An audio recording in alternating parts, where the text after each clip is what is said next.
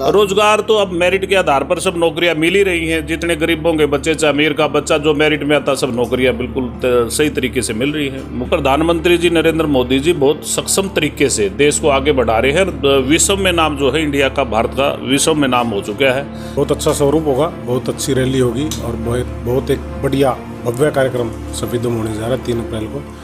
जैसा स्ट्रक्चर तैयार करके सरकार ने दिया है उस हिसाब से यहाँ औद्योगिक इकाइयाँ आएंगी और जरूर आएंगी।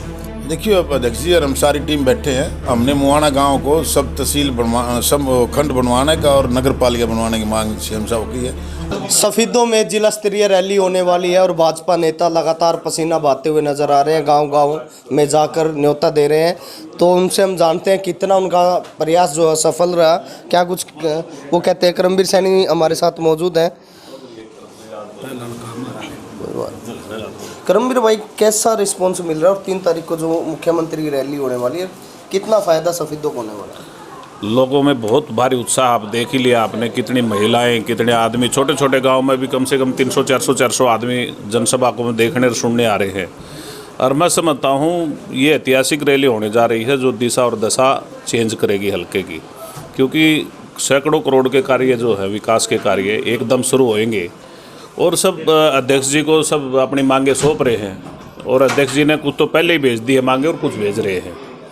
तो इसलिए मैं समझता हूँ बहुत अच्छा मैसेज संदेश जाएगा इस रैली के बाद में। काफ़ी जो लोगों की उम्मीदें हैं सफीदों में कोई बड़ा प्रोजेक्ट, खासकर इंडस्ट्रियल एरिया बने सफीदों, ऐसी लोगों की, आप भी लंबे समय से सक्रिय राजनीति में हो और आपके आगे भी तमाम चीज़ें उठी हैं, क्या इस रैली के माध्यम से उन अटकलों पर विराम लग सकता है?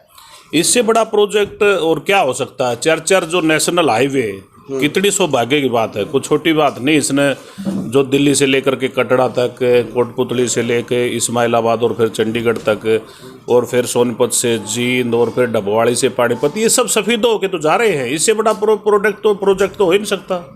रोजगार की बात है। रोजगार तो अब मेरिट के आधार पर सब नौकरियां मिल ही रही हैं। जितने गरीबों के बच्चे चाहे अमीर का बच्चा जो मेरिट में आता सब नौकरियां बिल्कुल सही तरीके से मिल रही हैं। मुख्यमंत्री जी इसके लिए बधाई के पात्र श्री मनोहर लाल जी। जिस तरह आज महंगाई के विपक्ष के लोग जो है, खासकर जैसे सिलेंडर महंगा हो गया, दूसरी महंगाई का एक मुद्दा जो है अब नया उठ रहा है, तो ऐसे में महंगाई पर कैसे सरकार की भी कहीं ना कहीं चिंताएं बढ़ रही होंगी? ऐसा है, देखिए महंगाई जो है ये खाली हरियाणा में नहीं है ना देश में, विश्व स्तर पे है। ये महंगाई विकास हो रहा है। अब उनको तो कोई मुद्दा तो मिल नहीं रहा, उनका जनाधार खत्म हो चुका है। क्योंकि प्रधानमंत्री जी नरेंद्र मोदी जी बहुत सक्षम तरीके से देश को आगे बढ़ा रहे हैं। विश्व में नाम जो है इंडिया का, भारत का विश्व में नाम हो चुका है।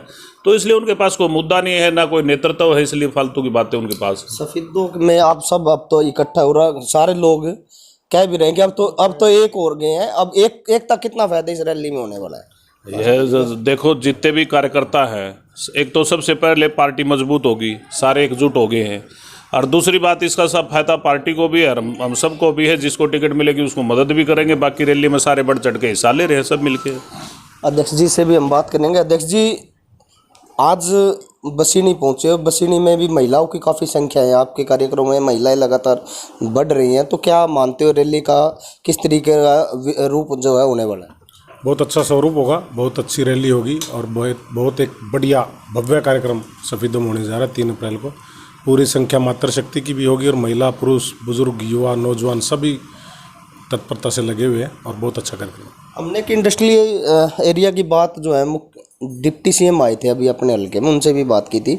उनका एक बड़ी बात उन्होंने कही थी, भाई जो खासकर हमारे यहाँ इंडस्ट्री है वो मुर्गी फार्मों से रिलेटेड है। तो ऐसे में कोई बड़ा जो इंडस्ट्री का काम है इसमें किया जाए, लेकिन अभी तक किसी के द्वारा कोई मांग उठाई नहीं गई।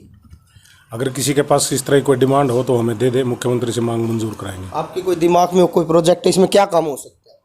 देखिए, औद्योगिक इकाइयाँ, बड़े प्रोजेक्ट, जो बड़े लार्ज स्केल के, छोटी मोटी हैचरी उचरी तो कोई भी ला ले, इसका कोई कहानी नहीं है।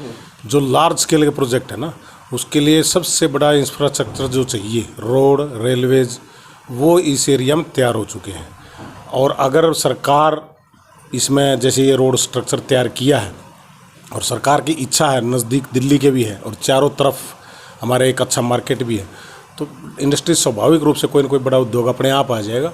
इसकी कोई मतलब एनओसी वगैरह हमारी सरकार ने सुविधाएं दे रखी है, तुरंत प्रभाव से मिल जाएगी, कोई प्रॉब्लम। सफेदों को दान का कटोरा माना जाता था और राइस मिलर्स लगातार यहाँ से पलायन कर रहे हैं। कोई राइस मिलर्स कोई ऐसा कोई रैली के माध्यम से या पहले ही कोई सुझाव ऐसा कार्यक्रम किया जाए कुछ? देखिए, आवागमन तो लगा रहता है, कोई व्यापारी कहीं व्यापार कर लेता है, हर आदमी का एक अपना अपना टारगेट होता है। किसी का मन कहीं लग जाए, किसी का मन कहीं लग जाए, जहां उसको आमदन अच्छी लगेगी वहीं जाके व्यापार करेगा। कुछ व्यापारी गए हैं लेकिन कुछ नए भी आए हैं, ये तो आवागमन लगा रहता है। लेकिन जैसा स्ट्रक्चर तैयार करके सरकार ने दिया उस हिसाब से यहाँ औद्योगिक इकाइयाँ आएंगी और ज़रूर आएंगी। राणा जी भी हमारे साथ मौजूद है। गाँव मुआना में आपके प्रयासों से एक बड़ा CHC अस्पताल बना है, लेकिन अभी तक उसमें कोई इंस्ट्रूमेंट नहीं है, कुछ अभी तक डॉक्टर्स की कोई खास व्यवस्था नहीं हो पाई। तो इस रैली के बाद क्या मुआना के कोई हालात अब चेंज हो जाए? उसमें सारी चीज़ें तैयार हैं, सिर्फ एक बिजली या कनेक्शन की थी, और वो जो है ना PWD विभाग ने जो हैंड ओवर करना हेल्थ डिपार्टमेंट ने, उन्हें थोड़ा ऑब्जेक्शन लगा दिया और उस प्रोसीजर में थोड़ा ये उलझा हुआ है। और अभी मेरी पीछे एक्शन साहब से बात हुई थी, वो कह रहे हैं हम इसी महीने में CM आप साहब से आने से पहले काम हम पूरा कर देंगे। जैसे उनका आपस का डिपार्टमेंट का विवाद है वो खत्म हो जाएगा तो उसके बाद उसमें शिफ्ट हो जाए। लगभग 50 करोड़ के करीब मुआना गांव में इस सरकार ने पैसा देने का काम करा। अब कोई बड़ा प्रोजेक्ट मुआना में, खासकर एक नगर पालिका की डिमांड रही है, क्या तहसील की भी उप तहसील का दर्जा तो दे दिया था, लेकिन अभी तक जो उप तहसील में होना चाहिए था उसमें कोई बढ़ नहीं पाए।